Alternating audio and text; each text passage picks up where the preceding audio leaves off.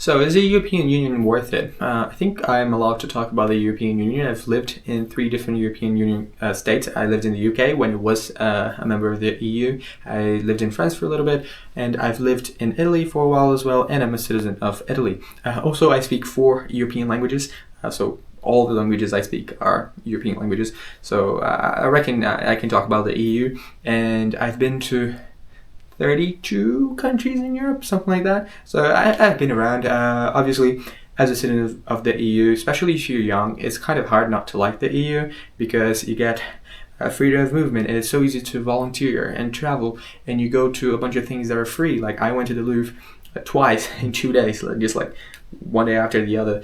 For free, because it's free for EU under 25. I went to Pompeii and I paid €2 instead of, 17 euros, because it was also almost free for EU citizens. And so obviously it's very interesting to be an EU citizen for me. And the EU, I think overall, when compared to Europe in 1940, it's definitely a desirable state. Let's call it that. But I think there are good things in the EU and bad things in the EU.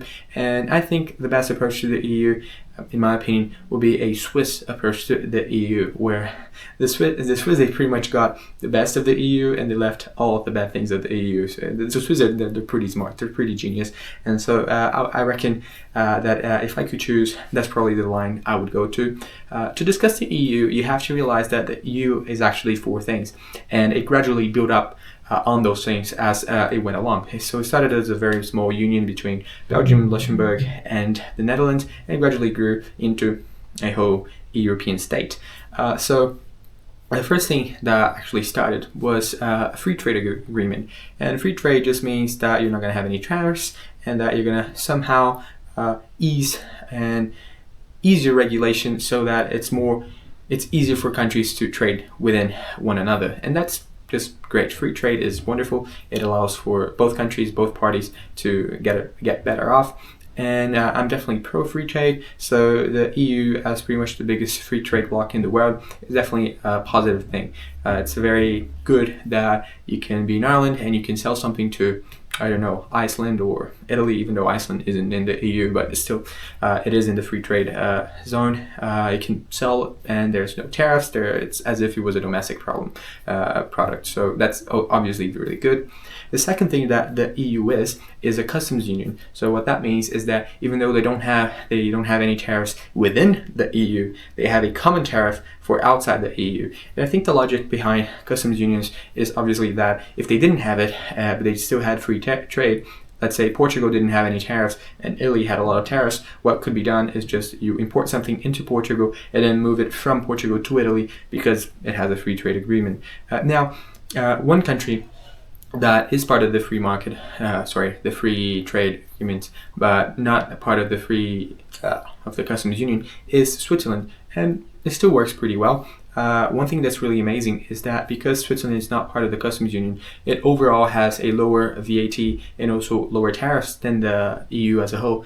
And so even though Switzerland is notoriously known for being more expensive, some electronics, for example, are actually cheaper in Switzerland than pretty much anywhere else in the EU. And even though the Swiss, they go to Germany or France or Italy or Austria to, let's say, buy something in the supermarket, it might be the other way around when you're buying a phone or a camera or things that are mostly imported, let's say. So I think overall a customs union is a bad idea. I don't think tariffs are good. I think the more freedom of trade, regardless of where you are really, of whether you are in the EU or outside the EU, it is overall better. And so I think it is something that makes the EU market a little less competitive. It makes obviously prices a little more expensive for the consumer. And so this second thing, the customs union, is definitely something I would cut off. The third thing is probably the thing that everyone knows about and the thing that everyone loves, which are the four freedoms. So the four freedoms mean that you're part of the EU common market, and what they are is people can move anywhere, they can work anywhere, they can move capital anywhere, and they can move products anywhere. So it's truly as if the EU as a whole were one single market, where obviously you're in different countries, you might have some sort of different regulation, different taxes, but you can absolutely move freely, regardless of whether it's people, capital, or goods, or whatever, between any country in the EU, and also other countries that are also in the single market. So Switzerland is an example, Norway is an example, Iceland is an example, and Liechtenstein is also an example. All those countries are in the, let's say, broader single European market without actually being in the EU. And again, like I said, the Swiss approach makes a lot of sense because being in the European single market is actually a very good thing. I honestly think it's one of the best ideas that ever arose. And as a EU under 25, or honestly as a EU citizen of any age, it is really, really good to be able to just move, to just live anywhere, to have that flexibility. And I don't think I think there's very few people that would disagree with that, especially with Europe having a sort of a common identity where even if you don't like immigration, let's say you're German and you don't like immigration, you would probably rather have an Austrian move in, or a French person move in, or a Dutch person move in than someone from halfway across the world that doesn't share the same values as you do. So I'm definitely in favor of the single market, and that's definitely one of the pros in the EU. I'm pretty sure it's one of the things that hurt the UK the most when they left. And the funny thing is, the UK left the EU because they didn't like immigration, and after they left the EU, immigration actually increased. The difference is, instead of coming from other European countries with similar culture, it started coming from Asian countries with less similar culture. So I'm definitely in favor of the single market, and like I said, the Swiss, Norway, Iceland approach is very good. Last but not least, the EU is also a political union, and there's EU laws, EU regulations that a lot of the EU countries have to follow. Not all of them follow them perfectly, but most of them follow them at least somewhat. And there's some countries that are not in the EU, such as Iceland, Norway, and Switzerland, that actually pay into the EU budget, but they actually cannot vote into EU law, and they still have to follow a few of the EU laws. So then you might ask me, well, why is that a good idea? The key is they have to follow some of the laws, but they have much more bargaining power as to which laws they have to follow. So the good thing about countries like Iceland, Norway, and Switzerland is that they're very wealthy. The EU has an interest in having a good relationship with them, obviously, and so they get to be in the free market, they get to have freedom of trade, but they can have their own regulations, they can have their own customs union, and it's not by accident that those are actually pretty much the 3 richest countries in Europe. If you add maybe Luxembourg to that, there you go. There's the 4 richest countries in Europe. 3 of them are actually not in the EU. And I think the reason for that is that rich countries realize that a top-down authority where it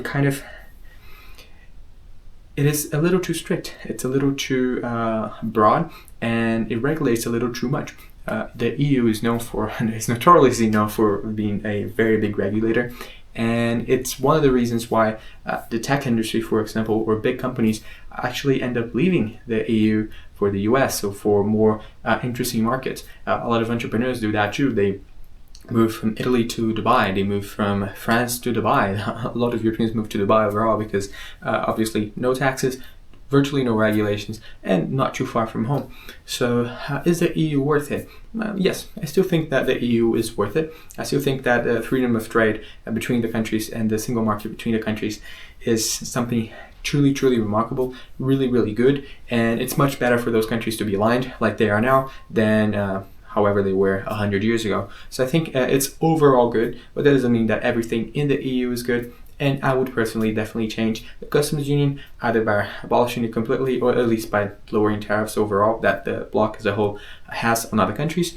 And on top of that, I would also be probably stacking down a little bit, or maybe just completely obliterating, honestly, all the EU regulation and bureaucracy that exists, mostly in Belgium, for the rest of the EU.